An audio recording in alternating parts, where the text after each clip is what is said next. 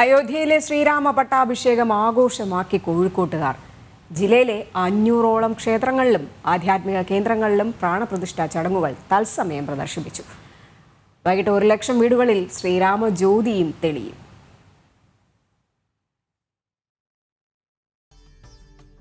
തലമുറകൾ നീണ്ട കാത്തിരിപ്പിന് അറുതി.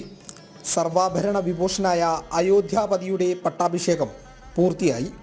നിറഞ്ഞ കണ്ണുകളും ഇടറിയ കണ്ഠങ്ങളുമായി രാമമന്ത്രങ്ങൾ ഉയർത്തി അവർ രാംലല്ലയെ വരവേറ്റു.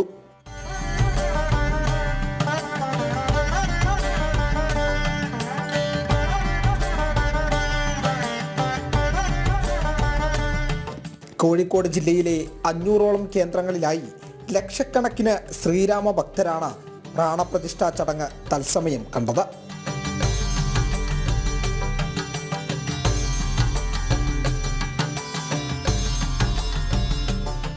കോഴിക്കോട് ശ്രീകണ്ഠേശ്വര ക്ഷേത്രത്തിൽ നടന്ന ചടങ്ങുകൾ ഇതര സംസ്ഥാനങ്ങളിൽ നിന്നടക്കമുള്ള ഭക്തരുടെ സാന്നിധ്യം കൊണ്ടും ശ്രദ്ധേയമായി.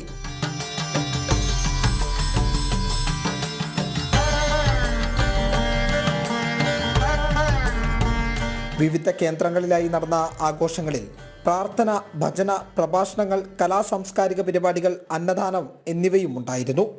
രാമദേശം ശ്രീരാമക്ഷേത്രം, ചോക്കൂർ ശ്രീരാമക്ഷേത്രം, രാമല്ലൂർ ശ്രീരാമസ്വാമി ക്ഷേത്രം തുടങ്ങിയ ശ്രീരാമക്ഷേത്രങ്ങളിൽ പ്രത്യേക ചടങ്ങുകളും നടന്നു.